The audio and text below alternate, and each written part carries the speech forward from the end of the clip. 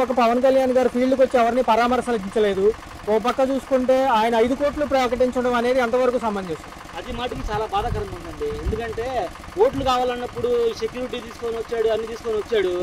వచ్చినప్పుడు ప్రజలకు ఇంత నష్టం జరిగినప్పుడు ప్రజల్లోకి రావాలి కదండి. ఈయన వల్ల ప్రజలు చచ్చిపోతుంటే చూడడానికి రావాలి కానీ నాయకుడు అన్న తర్వాత ఆయన ఫస్ట్ లో చెప్పిన మాటలకి ఇప్పుడు చేసిన దానికి అసలు పొంతం లేదండి. సార్ చూసుకున్నట్లయితే ఈ రోడ్లలో ఈ వెహికల్స్కి వెళ్తే భారీ ఎత్తున రిపేర్లే తప్ప ముఖ్యంగా రావదు. ఎలా చూస్తారు సార్?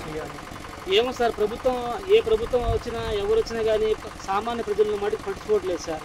ఇప్పుడు మా బండి ఇంత నష్టం అయిపోయింది, నీళ్ళలో తిరుగుతుంది, ఈ వాటర్ అంతా ఇంజన్ లో వెళ్తుంది, కానీ మనం వెళ్ళకపోతే గడవదు. ఏం చేస్తాం, తప్పదు, పట్టుకుల కోసం వెళ్ళాలి. ఈ బండి రిపేర్లు వచ్చి ఏమన్నా అయితే మాకు ఇచ్చేవాడు ఎవడు లేడు. మరి గవర్నమెంట్ పెద్ద మనసుతో ఆలోచించి చిన్న స్థాయి ప్రజలు, చిన్న స్థాయి వ్యాపారం చేసుకునేవాడు, ఇలాంటి చిన్న చిన్న బళ్ళు వాళ్ళకి ఏదైనా న్యాయం చేస్తే బాగుంటుంది. ఎందుకంటే ఊరంతా కొట్టుకుపోయింది, ఫర్నిచర్ సహా, ఫ్రిడ్జ్లు, ఏసీలు, కూలర్లు అన్ని నాశనం అయిపోయినాయి. సార్ చూసుకున్నట్లయితే ప్రైవేట్ సంస్థలు కానివ్వండి, పెద్ద పెద్ద వ్యాపారవేత్తలు విరాళాలు ప్రకటిస్తున్నారు. సామాన్యుడికి అందుతుంది అంటారా? అసలు దాని యూస్ అయితే లేదు సార్. ఈ గవర్నమెంట్ ఇచ్చే మాకు అది కూడా అరకొరగా వస్తున్నాయి. అది కూడా ఏంటంటే రోడ్డు మీదే మెయిన్ సెంటర్ లో పంచుతున్నారు, లోపలికి వెళ్ళి ఎవరు పట్టించుకోవట్లేదు. విఫలం అయ్యారు అని అన్నారంటే మరి అదే ఇప్పుడు విఫలం అయ్యేటప్పుడు మరి పదవులకు రావడం దేనికి అలాంటప్పుడు అప్పుడు అన్ని సమస్యలు ఇలా ఉన్నాయి, పరిస్థితులు ఇట్లా ఉండే అని చెప్పి ఆయన ముందే తెలుసు కదా. మేము అన్ని చేస్తామని చెప్పి వచ్చిన తర్వాత పథకాలు పోయినాయి, అన్ని పోయినాయి. ఈ పైపెచ్చు ఇదో ఒక నష్టం. దీని గురించి అడిగేవాడు ఎవడు లేడు. మరొకటి ఇదంతా ఫస్ట్ నుంచి ప్లానింగ్ లేకుండా పరిపాలన చేయడమే తప్పు. ఏంటి ఏ నాయకుడు వచ్చినా ఎంతసేపు వాళ్ళు చూసుకోవడమే కానీ వచ్చినోడు ఎంత సంపాదించుకోవాలి ఏంటనేది చూసుకుంటున్నారు. కానీ అయితే కూటమి ప్రభుత్వం 100 రోజుల పాలన ఎలా అనిపిస్తుంది? గత ప్రభుత్వాలను కాదనుకునే కొత్త ప్రభుత్వాలు వచ్చినాయి ఏపీలో చూసుకున్నట్లయితే ఎలా అనిపిస్తుంది? ప్రభుత్వాలు అన్ని బాగానే చేస్తున్నా ఉన్నాయి కదండి, బాగానే చేస్తున్నాయి ప్రభుత్వాలు. సో మీకు ఏ అంశాలు నచ్చినాయి? ఒక పక్క వరద విపత్తును అడ్డుకోవడంలో ఎలా ఎదుర్కొంది ప్రభుత్వం? అంటే వరద బాధితులకి నష్టపరిహారం అనేది గవర్నమెంట్ ఇష్యూ చేసిన విషయంలో అందరికి డబ్బులు పడుతూనే ఉన్నాయి. మనుషులు కూడా ఎప్పుడెప్పుడే కాస్త కోలుకుంటున్నారు. సో ఉప ముఖ్యమంత్రిగా పవన్ కళ్యాణ్ గారు ఉన్నారు, సినీ రంగం నుంచి వచ్చారు. ఇప్పుడు మొత్తం మీద అవగాహన వస్తుంది నాకు అన్ని సమస్యల పైన అంటున్నారు. ఎలా ఉండబోతుంది రాబోయే కాలంలో, ఎలా చూస్తారంటారు? ఆయన ప్రభుత్వంలో వచ్చినాక ఆయన కూడా ప్రభుత్వం కరెక్ట్గానే డ్యూటీని చేస్తున్నారు. సో మైనార్టీ వర్గాలకు సంబంధించి ఈ ప్రభుత్వంలో పెద్దపీట వేస్తామంటున్నారు. ఒక బోర్డు చట్టాలు కొద్దిగా సవరణ కూడా జరుగుతున్నట్టున్నాయి. ఎలా అనిపిస్తుంది సార్? ఒక బోర్డు గురించి మైనార్టీస్ పెద్దలు ఉన్నారు, అట్లాగే ప్రభుత్వంలో కూడా ఉన్నారు, వాళ్ళు చేసుకుంటారు ఈ మొత్తం రూల్స్ ప్రకారం. సో యువతకు సంబంధించి 20 లక్షల ఉద్యోగాలు కల్పిస్తామంటున్నారు. గత ప్రభుత్వంలో డిఎస్సి కోసం వెయిట్ చేశారు చాలా మంది. ఎలా అనిపిస్తుంది సార్ ఈసారి? అది ప్రభుత్వం వేకెన్సీని బట్టి వేస్తారు. సార్ చూసుకున్నట్లయితే ఏదైతే దీపావళి నుంచి కూడా గ్యాస్ సిలిండర్ల పథకం అమల్లోకి రాబోతుంది. ఇప్పుడు సూపర్ 6 చూసారు, అంతకుముందు నవరత్నాలని విన్నారు గత ప్రభుత్వాల్లో. సో ఈసీగా 6 పథకాలు అమలు అయిపోయి మేము మా చిత్తశుద్ధి ఉందంటున్నారు. కొంత విపత్తు సమయంలో కొంత లేట్ అయిన మా మాట వాస్తవమే అంటున్నారు. ఎలా చూడాలి? అంటే మొత్తం చూసుకొని చేసుకుంటా ఉండాలి, ఒక్కొక్కటి 1 by 1 చేసుకుంటూ వస్తున్నారు. అట్లాగే దాని నెంబర్ కూడా వచ్చింది, అది కూడా చేసుకుంటూ వెళ్తారు. సార్ మరొక అంశం చూసుకున్నట్లయితే సనాతన ధర్మాన్ని కాపాడుతానన్నారు, అలా అంటే క్షణం ఆగిపోతున్నారు. అలాగే హిందూ ధర్మంలో కూడా మీ యొక్క ఏదైతే ఉందో ఇక ఉదారతత్వం కానీ వీళ్ళు కూడా వేరే మతాలు కూడా ఉండాలి, మేము అందరినీ గౌరవిస్తామని ఈయన అంటున్నారు. ఎలా చూడాలి సార్? ప్రతి ఒక్కళ్ళు తన ధర్మాన్ని చూసుకుంటూ ఉంటారు. సనాతన ధర్మం అని కాదు, క్రిస్టియన్స్ అని కాదు, ముస్లిమ్స్ అని కాదు, ప్రతి ఒక్కళ్ళు వాళ్ళ చోట వాళ్ళు చేసుకుంటూ ఉన్నారు. దానికి ఎవరికి ఏం చెప్పకూడదు, గౌరవించాలా అందరినీ, అంతే. సార్ చూసుకున్నట్లయితే మాజీ ప్రభుత్వాల నుంచి వలసలీట్ వస్తున్నాయి. చూసుకున్నట్లయితే ఎంపీలు ఎమ్మెల్యేలు కూడా ఇటే చేరిక చూస్తున్నారు. సో ఒక పక్క అమరావతి డెవలప్మెంట్ కానివ్వండి, రెండో చూసుకున్నట్లయితే వాలంటీర్లు పునరుద్ధరిస్తామంటున్నారు, 10,000 ఇస్తామంటున్నారు. చూసుకుంటే ఎలా ఉండబోతుంది సార్? మళ్ళీ ప్రభుత్వం గురించి దాని గురించి ఎక్కువగా నాకు నాలెడ్జ్ లేదు. రూల్స్ ఎట్లా ఉన్నాయో, మళ్ళీ ప్రభుత్వం ఏ అంశాల మీద పనిచేసిందో తెలియదు. సో ఒకవేళ వాలంటీర్లు వస్తే ఎలా ఉంటుంది అంటారు? మళ్ళీ బాగానే ఉండిద్ది, అందరికి ప్రతి ఒక్కరికి కూడా బాగానే ఉండిద్ది. సో కేంద్ర ప్రభుత్వ సాయాలు ఎలా ఉండబోతున్నాయి? ఈ ప్రభుత్వాలకు ఫుల్ సపోర్ట్ ఇస్తారు ఈసారి? అంటే అమరావతి వైపు ఇంకా అడుగులు పడుతున్నాయి కాబట్టి పడితే ఇంకా విజయవాడ డెవలప్ అవుతుంది. ఫైనల్ క్వశ్చన్ సార్, విశాఖ ఉక్కుకు సంబంధించి ఏదైతే ఉందో ఎలా అనిపిస్తుంది? వాళ్ళు కొంచెం పోరాటాలు చేస్తున్నారు, త్వరితగతిని ముగిస్తే అది కూడా ఆ అంశం కూడా మేము హ్యాపీగా ఉంటాం అంటున్నారు సార్. అదే వైజాగ్ లో ఉన్న వాళ్ళు అదే అనుకుంటారు, ఎక్కడికి పోకూడదని. అది అట్లాగే ఎప్పుడు నుండో ఉంది, ఇప్పుడు కూడా అట్లాగే ఉంటే బాగుండేది. సో ప్రైవేటీకరణ వైపు అడుగులు పడకోకుండా గవర్నమెంట్ ఉత్పత్తికి కొంచెం ముందడుగు వేస్తే మేము కష్టపడడానికి రెడీగా ఉన్నామని వాళ్ళు అంటున్నారు. ఎలా ఉండబోతున్నారు? దాని గురించి అంతకు తెలియదండి. సో ఫైనల్ గా సార్ 100 రోజుల పాలనకు సంబంధించి ఏ అంశాలు నచ్చినాయి మీకు? చాలా నచ్చినాయి, ఒకటని కాదు, మొత్తం నచ్చినాయి బాగా. అట్లయితే 100 రోజులు పైచిలుకు పాలనలో ఉమ్మడి కూటమి ప్రభుత్వంలో డిప్యూటీ సీఎం గారు పవన్ కళ్యాణ్ గారు కానివ్వండి, ఒక పక్క నారా చంద్రబాబు నాయుడు గారి పనితీరు ఈ విజయవాడ ఉధృతికి సంబంధించి ఎలా ఉంది? బాగానే ఉంది. ఈ వరద తొందరగా చేసేసారు. 40 సంవత్సరాల దాకా చూసాం. కట్ట తెగటంతో సిగ్నల్ ఇదైపోయింది, బాగైపోయింది, క్లియర్ చేశారు. ఈ ప్రభుత్వం బాగుంది. నిన్న చూసుకున్నట్లయితే బెంగళూరు నుంచి వచ్చిన ఐఐటి బృందం ఏదైతే ఉందో ఆ బృందానికి సంబంధించి అమరావతికి సంబంధించిన పటిష్టత దాని గురించి ఒక నివేదిక సమర్పించారు. పాత కట్టడాలు అంతకుముందు ప్రభుత్వం 5 సంవత్సరాలు ఉంది కదా, దానికి ముందు ఏదైతే నిర్వీర్యం చేసినాయో అవన్నీ బాగానే ఉన్నాయి, కొంతవరకు చర్యలతో సరిపోతుంది అంటున్నారు. దానిపైన మీ యొక్క అభిప్రాయం? గత ప్రభుత్వం కానీ ఈ ప్రభుత్వం బాగుంది, బాగా చేస్తారు. అది అంటే ఈ వరదలకు సంబంధించి ఏదైతే విపత్తు వచ్చిందో దాని నిమిత్తం ఏదైతే నిపుణుల బృందం వచ్చి పటిష్టతని చెక్ చేయడం జరిగింది. సో చూసుకుంటే అంతా బాగానే ఉందంటున్నారు. అమరావతి కట్టడాలు నిలుస్తాయి అంటారు అక్కడ? గట్టిగా నిలుస్తాయి, బాగుంటుంది. ఎందుకంటే అక్కడ రైతులు కూడా సాయం చేశారు కదా, రైతులు కూడా సాయం చేశారు. అందరూ కోరుకున్నారు రాజధాని విజయవాడ కావాలని ఫస్ట్ కాడి నుంచి. అలాగే మరి చూసుకున్నట్లయితే ఉమ్మడి కూటమి ప్రభుత్వ మంత్రులు నష్టపరిహారానికి సంబంధించి ప్రతి ఇంటికి 25,000 ఇస్తామంటున్నారు. సరిపోతుందంటారా నష్టపరిహారం? సరిపోదు, మరి ఏం చేస్తాం, మళ్ళీ 50,000 అలా ఇస్తే సరిపోయింది. ఎందుకంటే టీవీలు, ఫ్రిడ్జ్లు పాడైపోయాయి, కూలర్లు పాడైపోయాయి, ఇంట్లో మొత్తం సామాన్లు పాడైపోయాయి. మొన్న ఉత్తరాంధ్ర పర్యటనకి ఏదైతే ఏలేరు అనే ఒక ఏరియా ఉందో అక్కడికి సంబంధించిన వరద బాధితులు పరామర్శకు వెళ్ళారు మాజీ ముఖ్యమంత్రి గారు. చూసుకున్నట్లయితే అక్కడ కొంత వ్యాఖ్యలు చేయడం జరిగింది. దాని మీద ఇటుపక్క హోంమంత్రి కానివ్వండి, పౌర సరఫరాల శాఖ మంత్రి ఎవరైతే నాదెండ్ల మనోహర్ గారు కానీ కొంత వ్యాఖ్యలు చేయడం జరిగింది. ఎలా చూడాలి అవి? ఇప్పుడు వాళ్ళు మనకి మంచి చేయాలి, అందరికి చేయాలి, బాగా చేయాలి. ఇప్పుడు వీళ్ళు ఇచ్చే 25,000 ఒక టీవీ కూడా రాదు. ఓ 50,000 అలా ఇస్తే ఏదో ఎండిళ్ళు సన్నీళ్ళుగా ఉంటాయి. అది సో నష్టపరిహారానికి అంచనాలు వేసే అధికారులను నియమించడం జరిగింది. పాత వాలంటీర్లను తీసుకుంటున్నామని కొంతమంది, రెవెన్యూ శాఖకు అప్పగించామని కొంతమంది అంటున్నారు. ఎలా చూడాలి? మనకేంటంటే కొత్త వాళ్ళకైతే అనుభవం ఉండదు, పాత వాళ్ళు పెట్టుకుంటే అనుభవం ఉంటుంది. అది మరొక అంశం చూసుకున్నట్లయితే గత వారం రోజులుగా చూస్తున్నాము విశాఖపట్నానికి సంబంధించిన స్టీల్ ఫ్యాక్టరీ, విశాఖ ఉక్కు ఆంధ్రుల హక్కు అనే నినాదంతో ఇంతవరకు అనేవాళ్ళు. దానికి సంబంధించి కేంద్ర ప్రభుత్వాన్ని ఇప్పుడున్న ఉమ్మడి కూటమి ప్రభుత్వం సహాయం కోరుతుంది, మళ్ళీ పనులు ప్రారంభించాలి, ప్రైవేటీకరణకు వద్దు అని. దాన్ని ఎలా చూడాలంటారు? ప్రైవేట్ కాకుండా ఇప్పుడు అక్కడ ఉన్న వాళ్ళకే ఇస్తే మంచిది. అది అంటే ఒకవేళ ప్రైవేటీకరణకు వెళ్తే వచ్చే సమస్యలు ఏమంటారు? సమస్య ఏమో వాళ్ళకి తెలియదు, పెట్టదు. ఈ మామూలుగా ఇల్లు అయితే స్థానికులు బాగా చేస్తారు. మరొక అంశం చూసుకున్నట్లయితే మాజీ ముఖ్యమంత్రి ఎవరైతే ఉన్నారో ఒకవేళ ఈ విపత్తులో ముఖ్యమంత్రిగా ఉండుంటే కార్యాచరణ అలా ఉండే ఎదుర్కొనే వాళ్ళు అంటారా?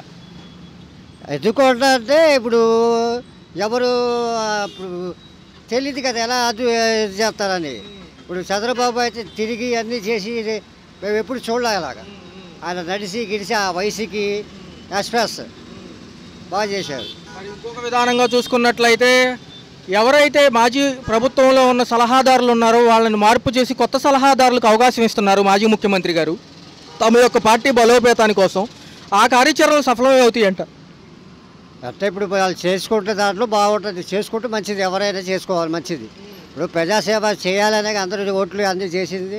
ఇప్పుడు ఏంటంటే ఒకసారి ఆయన చూసాము, మనం మార్పు కోరుకున్నాం, ఎవరు మంచి చేస్తే వాళ్ళకి. మరొక అంశం చూసుకుంటే గత 2 రోజుల నుంచి నిన్నటి రోజు కొంతమందికి మాజీ ముఖ్యమంత్రి గారు తమ యొక్క ప్రభుత్వంలో తమ పార్టీలో ఏదైతే ఉందో దాంట్లో ప్రధాన కార్యదర్శులుగా కొంతమందిని నియమించారు. అందులో నటులైన కొంతమంది ఉన్నారు, యాంకర్ గారు శ్యామలా గారు కానీ. ఆవిడ కొన్ని వ్యాఖ్యలు చేయడం జరిగింది జగన్మోహన్ రెడ్డి గారికి సంబంధించి, ఇటు చంద్రబాబు నాయుడు గారి పైన. ఎలా చూడాలి అవన్నీ? ఇప్పుడు ఏంటంటే ఎవరికి వాళ్ళు అలా చెప్పుకుంటారు, వాళ్ళకి ఏం కావాలా, ప్రజలకి మంచి చేయాలా. వీళ్ళు అరుచుకుంటే ప్రయోజనం ఉండదు. వాళ్ళ ప్రజలకి ఏం చేయాలి, అందరూ సాయం చేయాలి. మరొక అంశం చూసుకుంటే కొత్త లిక్కర్ పాలసీ అక్టోబర్ 1 నుంచి అమల్లోకి రాబోతుంది. కర్ణాటక రాష్ట్రం కానివ్వండి, ఇటు తెలంగాణ రాష్ట్రం కంటే మద్యం రేట్లు తక్కువగా ఉండేటట్టు చేస్తామంటున్నారు. పాత పాలసీ టెండర్ల విధానాన్ని పిలిచి లాటరీ పద్ధతిలో ఇస్తామంటున్నారు. ఎలా ఉండబోతుంది అంటారు ఈసారి? లాటరీ ప్రభుత్వం మందు అనవసరం, మామూలుగా పెట్టుకొని చేస్తే బాగుంటుంది. ఈ పింఛన్లు ఎప్పుడు ఇస్తారంట బాబు కొత్తవి? పింఛన్లకు సంబంధించి కొత్త విధానాలు అనేవి మార్గదర్శకాలు చూస్తున్నామంటున్నారు, దానిపైన మీ అభిప్రాయం? ఏంటంటే పెన్షన్లు మాలాంటి వాళ్ళు 60 సంవత్సరాల వాళ్ళు ఏది పని చేయలేకపోతున్నాం. చెప్పారు కదా చంద్రబాబు గారు పెన్షన్ 50 సంవత్సరాల వాళ్ళకి ఇస్తారని, ఇవ్వాలని మేము కోరుకుంటున్నాం. మరొక అంశం చూసుకుంటే ఏదైతే ఈ ఒక్క లైంగిక వేధింపులకు సంబంధించి గత ఈ ప్రభుత్వంలో ఒక మంత్రిని తొలగించడం జరిగింది. చూసుకుంటే జన సైనికుల తరపు నుంచి జానీ మాస్టర్ అని ఎవరైతే కొరియోగ్రాఫర్ అని ఒక పర్సన్ ఉన్నారు, డ్యాన్సులు నేర్పిస్తూ ఉంటారు, ఆయనకి ఈ రోజు కేసు నమోదైంది ఆయన పైన. సో ఇప్పుడున్న ఉమ్మడి కూటమి ప్రభుత్వం ఉపేక్షిస్తుందంటారు అలాంటి వాళ్ళని? ఏమో తెలియదు, వాళ్ళు ఇప్పుడు వాళ్ళ ఇష్టం, అది మనకి తెలియదు కదా. ఇప్పుడు న్యాయం ఏ పక్క జరిగితే అది జరిగింది. ఏం సార్? ఏదైతే ఇప్పుడు విజయవాడ నష్టపరిహారానికి సంబంధించి నష్టపరిహారం ఎలా అంది? కొంతమందికి ఆధార్ కార్డులు ప్రకారం అందుతున్నాయి సార్, చాలా థ్యాంక్ యూ. నెంబర్ వారీగా పడుతున్నాయి ఒక్కొక్కళ్ళకి. నేను వింటాం ఏంటంటే 5వ తారీఖు లోపల ఓపిక పడితే అందరికీ అలాగే పడతా ఉంటాయి. ఆధార్ కార్డు, బ్యాంక్ అకౌంట్ ద్వారా, ఫోన్ నెంబర్ ద్వారా అలాగా ప్రభుత్వం చర్య తీసుకొని అందరికీ తగిన విధంగా అలాగే న్యాయం చేకూర్చాలని కోరుకుంటున్నాం మనస్ఫూర్తిగా. నిన్న 1వ తారీఖు పెన్షన్ల పంపిణీ ఎలా ఉంది? నిన్న 1వ తారీఖు పెన్షన్ పంపిణీయా? ఇవాళే కదా సార్ 1వ తారీఖు గాంధీ జయంతి. ఆ పెన్షన్ల పంపిణీ ప్రకారం అది చూడలేదు కదా సార్, కాబట్టి నాకు తెలియదు, గమనించలేదు. దానికి కొత్త ప్రభుత్వాలు వచ్చి 100 రోజులు పైచిలకు పాలన అవుతుంది, ఉమ్మడి కూటమి ప్రభుత్వాలు. వీళ్ళ యొక్క పనితీరులో ఏమి నచ్చినాయి మీకు? నాకన్నా ముందు చదువుకున్న వాళ్ళు, తెలివిగల వాళ్ళు చాలామంది ఉన్నారు సార్, గమనించేవాళ్ళు. నాలాంటి వాడు ఏంటంటే చదువు లేనివాడు ఏదంటే 10 మంది కనుక్కొని నడుస్తూ ఉంటాడు. ఇటు కనుక్కోవాలి, అటు కనుక్కోవాలి, దారి కనుక్కొని వెళ్ళాలి కదా సార్, తెలియని దారి. అట్లాగే చదువు సరిగ్గా లేనివాడు ఏం చేస్తాడు, 10 చోట్ల కనుక్కొని తిరుగుతూ ఉంటాడు. అటు తిరుగుతాడు, ఇటు తిరుగుతాడు, ఇది కరెక్టా ఇది కరెక్టా అని చెప్పేసి వెళ్తూ ఉంటాడు. ఏది షార్ట్ కట్, ఎందుకంటే సైకిల్ కదా సార్ తొక్కేది. అదే పెట్రోల్ అనుకుంటే జేబులో డబ్బులు ఉంటాయి, పెట్రోల్ వేపించుకుంటా ఉంటాం, వెళ్ళిపోతాం. చంద్రబాబు నాయుడు గారు ఏమన్నారు అంటే మళ్ళీ వాలంటీర్లను తీసుకుంటాము, పునరాలోచిస్తున్నాము, ఒక్కొక్కరికి ఒక్కొక్క క్వాలిఫికేషన్ ఉంది, దాన్ని బట్టి మేము మళ్ళీ తీసుకుంటాం అంటున్నారు. తీసుకుంటే ఎలా ఉంటుంది? తీసుకుంటే బాగానే ఉండేది సార్. ఆయన ఇంకా మన తెలియదే ఉంది సార్. ఇంకా ఎందుకంటే చదువుకున్న వ్యక్తులు చాలా మేధావిగా, మనం చదువులేని వాళ్ళం కొద్దిగా ఆలోచిస్తే చదువున్న వాళ్ళు మనకన్నా మేధావిగా ఆలోచిస్తారు సార్. మనకేంటంటే పై వరకు తెలిసిద్ది, ఇంకా లోతుకి వెళ్ళాలంటే చాలా తెలిసి సార్ ప్రభుత్వం వాళ్ళకి. ఎందుకంటే వాళ్ళకి అలవాటు ఉంది. ఇప్పుడు నాకు సైకిల్ తొక్కటం అలవాటు ఉంది కాబట్టి సైకిల్ ఎలా తొక్కే విధానం అనేది నాకు తెలిసింది. ఇప్పుడు చదువుకున్న వాళ్ళు ఆల్రెడీ ప్రభుత్వం ఉన్న అలవాటు ఉంది కాబట్టి వాళ్ళకి ఎక్కువ, ఎందుకంటే వాళ్ళకి బాగా తెలుసు సార్. లడ్డూ విషయంలో నిన్న వాద ప్రతివాదనలు కోర్టులో జరిగినాయి. అయితే ప్రూఫ్లు సబ్మిట్ చేయండి అని రేపు గడువు ఇచ్చారు 3వ తారీఖుకి. చూసుకున్నట్లయితే మాజీ ముఖ్యమంత్రి కొంత ఉపశమనం దొరికిందని ప్రజలు, ప్రతిపక్షాలు అనుకుంటున్నాయి, మంచిదేనంటారు? అయితే నేను వార్తలు చూడలేదు సార్, టీవీ కూడా చూడలేదు. లడ్డు విధానం ఏంటంటే అది ప్రభుత్వం ఏంటంటే తెలుసుగా సార్ ఏం జరుగుతుంది ఏందనేది మొత్తం. ఇప్పుడు దొంగ ఏమంటే వెనమాల పోలీసులు తిరుగుతూ ఉంటారు, సొమ్ము పోయిన వాడు తిరుగుతూ ఉంటాడు, నా సొమ్ము పోయిందని చెప్పేసి. ఎవడు కాజేశాడు, 4 ఉన్నారు, ఆ 4లో కన్ఫ్యూజ్ అవుతూ ఉంటాడు. అరే ఎవరు తీశాడు ఈ 4లో అనేది. అదే తెలిసింది అనుకోండి, ఫలా దొంగడు అని చెప్పి కరెక్ట్గా ఆ దొంగడిని పట్టుకుంటాడు. తెలియదు కాబట్టి ఆ 4 మీదే నిఘా చేస్తూ ఉంటాడు కదా ఎంతసేపటికి పోలీసులు. కానీ ఇప్పుడు ఎవడే సొమ్ము పోగొట్టుకున్నవాడు కానీ ఆ 4 మీదే వేస్తూ ఉంటాడు అబ్జర్వేషను. అదే కరెక్ట్గా అరే నీ అమ్మ వీడు కాజేశాడు, మనకి వీడు ఫ్రాడ్ చేశాడని చెప్పి తెలిసిందనుకోండి, వీడు మనకు ఫ్రాడ్ చేశాడు, రెండోసారి వాడి మాట నమ్మాలన్నా కానీ కొద్దిగా ఎదిగా ఉన్నది. న్యాయం చేశాడు కాబట్టి ఏమనుకుంటా, పర్లేదు మనకి ఒకసారి న్యాయం చేశాడు, రెండోసారి కూడా న్యాయం చేస్తాడు అనే నమ్మకం మీద కూడా ఆధారపడి ఉన్నది. ఎలా చూశారు? ఎప్పుడన్నా ఎంత పెద్ద వరద చూశారు? లేదండి, ఎప్పుడు చూడలేదు. 74 ఏళ్ల వయసులో చంద్రబాబు నాయుడు గారు మొత్తం సహాయ చర్యలు అందిస్తామంటున్నారు. ఆయన యొక్క ఎక్స్పీరియన్స్ కానీ పరిపాలన కానీ ఎలా ఉంది? ఏముందండి పరిపాలన, ఏం చేశాడు ఆయన? ఏమీ చేయలేదు. కనీసం భోజనం హెలికాప్టర్లో వేస్తున్నారే కానీ అది తీసుకొచ్చి ఇస్తున్నారు, అది చద్ది వాసన, అందరూ పడేయడమే. అవి తిన్నా ఏమవుతాయో తెలియదు, చెప్పలేము. పిల్లలు ఎవరు తినలేదు. సమస్యలపైన అత్యంత అవగాహన ఉన్న పవన్ కళ్యాణ్ గారు ఏమన్నా పరామర్శకు వచ్చారా? ఆయనకి ఏం తెలుసండి చేయడానికి? ఆయనకి ఏమైనా తెలుసా ఏంటి?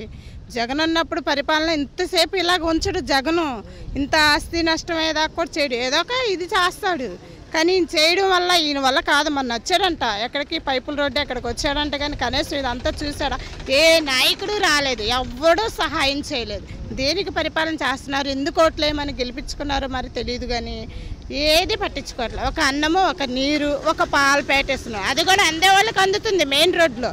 చిన్న రోడ్ల మటుకు ఎవ్వడూ రావట్లేదు. కార్పొరేటర్ కానివ్వండి, వార్డు మెంబర్లు కానివ్వండి, ఎలా ఎవ్వరూ రాలేదండి. ఎవ్వరు సహాయం చేయడానికి రాలేదు, చూడడానికి రాలేదు. మొత్తం కొట్టుకుపోతున్నా అలా చూస్తున్నారు కానీ కనీసం వచ్చి సహాయం చేసిన వాళ్ళు ఎవరు లేరు. చాలా మంది ప్రజలు అంటున్నారు జగన్మోహన్ రెడ్డి గారు ఉంటే ఈ పరిస్థితి వచ్చేది కాదు. అస్సలు రాదండి. వచ్చినా కూడా ఆయన చేసే సహాయం ఆయన చేస్తాడు. ఈయన వల్ల ఏం కావట్లేదు. వాలంటీర్లు కూడా ఉంటే బాగుండేదండి. అవును, వాలంటీర్లు ఉన్న సహాయం అప్పుడు వేరే చేశారు, ఇప్పుడు చేసేది వేరే ఆయన. ఫైనల్గా చూసుకున్నట్లయితే ఈ యొక్క ఉమ్మడి కూటమిలో ఎంతవరకు సహాయ చర్యలు మీకు అందినాయి? ఏముందనండి, పాలు, భోజనం, అన్నం. అది కూడా మంచినీళ్ళు అడుగుతుంటే భోజనం పొట్లం ఇస్తున్నారు, లేదా టిఫిన్ ఇస్తున్నారు, అంతే అంతే. మాకేం చూసుకున్నట్లయితే సుమారు ఆస్తి నష్టం ఎంత జరిగి ఉంటుంది? ఇల్లు ఎంతవరకు మునిగిపోయి? మొత్తం మునిగిందండి. సన్ సైడ్ దాకా వచ్చినాయి. బీరువాలు, మంచాలు, ఫ్రిడ్జ్లు, కూలర్లు, దివాన్ కట్ట మొత్తం పోయినాయి. సామానం మొత్తం కొట్టుకెళ్ళిపోయింది. తీసుకునే అవకాశం ఏది? పీకల దాకా నీళ్లు ఉన్నాయి. ఎలా వెళ్తాము? కొంతమంది పిల్లలు డ్రైనేజీలో కూడా చనిపోయిన పిల్లలు కూడా ఉన్నారు. అదే మేడం, ఏదైతే ఒక చనిపోయిన అంచనా వేస్తుంటే వీళ్ళేమో తక్కువ చెప్తున్నారు. చాలా మంది చనిపోయారు, కొట్టుకుపోయిన వాళ్ళు ఎక్కువ ఉన్నారు. కొట్టుకుపోయారు కూడా అండి. చాలా మంది పిల్లలు, చిన్న చిన్న పిల్లలు డ్రైనేజీ మూతల్లో లేసిపోయి నీళ్ళల్లో చనిపోయిన వాళ్ళు కూడా ఉన్నారు. చూసుకుంటే అసలు మీకేమంది సహాయం? మాకేం అందలేదండి ఇంతవరకు. చిన్న సందులు అసలు రానే రావట్లేదు. మెయిన్ రోడ్లో భోజనం, మంచినీళ్ళు, పాలు తప్పితే ఏమి ఇవ్వట్లేదు. అంతే, ఇస్తే బిస్కెట్ ప్యాకెట్ ఇస్తున్నారు పిల్లలకి. అది ఫైనల్గా క్లియర్ అవడానికి ఎన్ని రోజులు పట్టింది? చెప్పలేమండి ఎన్ని రోజులు అయిద్దాం. మరి వర్షం పైన వర్షం పడుతుంది, కింద నీళ్ళు ఉన్నాయి, మరి చెప్పలేం ఎప్పటికి వెళ్తాయో తెలియదు.